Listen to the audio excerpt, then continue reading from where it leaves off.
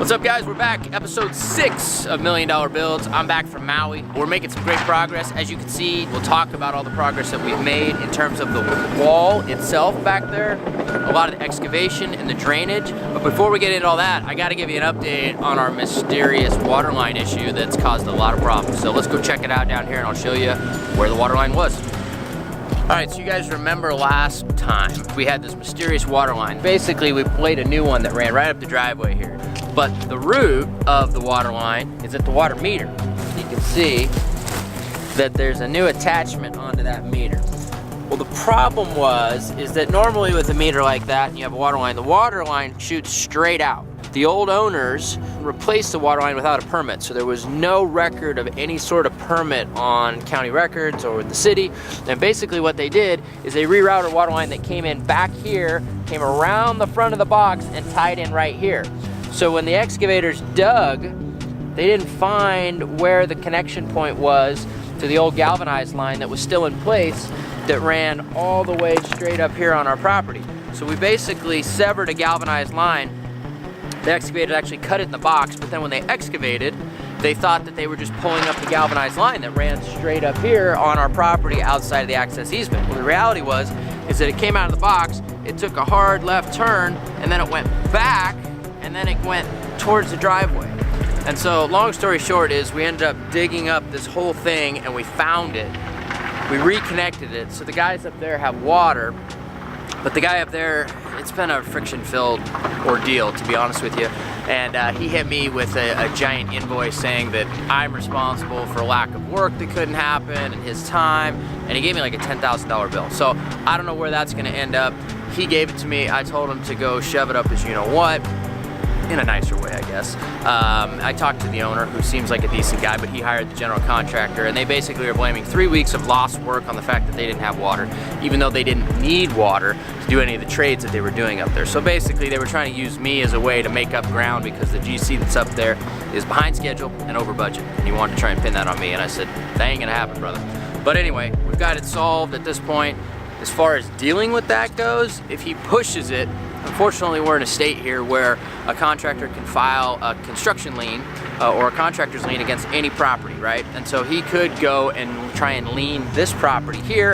If that's the case, I've got a bond over it, and then I basically have to go and sit down in a room and we have to talk about who's right, who's wrong. Ultimately, at the end of the day, I'll prove right because essentially he did a lot of things here that he shouldn't have done, and you can't blame 3 weeks of non-work on me because you didn't have water when you're doing doors and trim up in your house up there, because they don't need water, right? So the only thing that could have needed water was tile, and you know, they weren't even there yet. So big cluster, as you can imagine, but we've at least solved the problem. So now the next problem we had was our tree protection issue. So for any of you guys that were following us on Facebook, the GC that we had a problem with here decided to put a bunch of gravel up there underneath the trees. And in a normal world, that's not a big deal. But to the city of Portland, if you put gravel right underneath a tree, and it just happens to be a giant oak tree, it's like 3 parts of the tree that come up, and it's a 54-inch oak. And so if you put gravel down and then you park on it, the city thinks that that might damage the tree and maybe kill it. So we spent 3 weeks in review, basically, to determine whether or not that was going to kill the tree. And if they felt it was going to be a $15,000 fine to us. And I told the GC, I said, hey, if they come after me for $15,000 fine, I'm coming after your bond, because I'm not paying this because you dropped this gravel on here without our permission and without any idea of where the property line was, even though it was staked out and it was pretty obvious. So it was complete negligence on his part, but just stuff you deal with when you know, you're building houses. So anyway, those 2 problems, we're through them, we're dealt with. I don't know how this water line thing's gonna shake out. I'll keep you guys posted. But on a positive note, we're making progress again. So we've gotten through review. They're okay with tree protection. We're having our tree protection inspector come back out this week, and he's gonna make sure everything is exactly as it should be, which it will be, so that we can keep moving forward. But right now, in the meantime, we're digging out, we're putting the wall in the back. So let's go up there and check it out, and I'll show you guys how we decided to build the wall, because we had multiple options, and at the end of the day, we wanted to make it as friendly of a wall as possible, I guess is a good way to put it, or as safe of a wall as possible, so if people have kids, and then also make it easy to access the back part of your lot, because that's a big part of the sales feature of this property. So let's go check it out.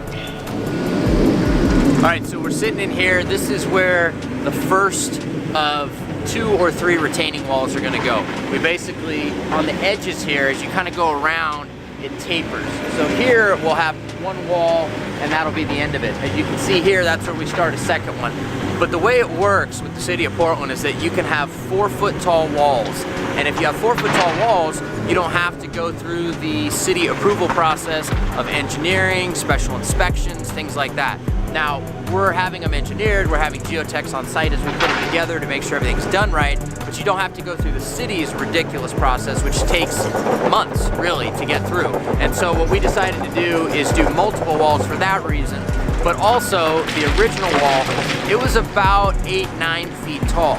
And that could be a problem for a potential homeowner who's got kids, right? Because the whole idea is you've got the back part of this lot, and up on that lot you can have sport court, garage, guest house, whatever it is. And if you do that, then you've got traffic going up there. If you got traffic going up there, it could be kids or people or whatever. And if somebody fell off that wall, that could be a big liability, and it could just be a big concern for a homeowner. So what we decided to do is stagger it, which is a much more expensive option because we're basically building multiple walls. We got a backfill. You can see here we bring in all this gravel, and we basically have to take out more dirt as well.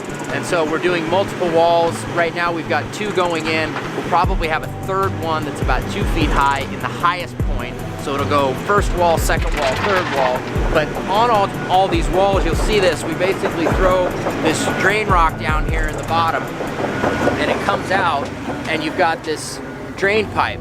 And this drain pipe basically collects all the water that comes off the hillside, because we've got a slightly sloping lot. And so as the water, you know, as it rains or groundwater or whatever, water sheds this way, it's collected in these pipes. And then these pipes run down, so it ties into a rain garden, and then that rain garden overflows to the culvert. So it basically takes all the water that comes down the lot, it catches it so it doesn't come into your house or under your house, and then it takes it to the rain garden then fills up and it overflows to the culvert. So that's how all of the stormwater and kind of rainwater runoff works when you have a wall and you have sloped lots like this, because you have to do something with it, and there's quite a bit of it. All right guys, so overall we've made some good progress today. We solved our water line mystery. We've actually got to be able to work again because we're through review with the city in terms of our site plan and tree protection and all that stuff. We're building the wall, which you can see down there, and we'll be digging out for foundation next week. So it's important to see all the stuff that goes into the pre-work or the site prep and all the stuff before the actual house. So hopefully you guys learned something in this episode. See you guys on the next one.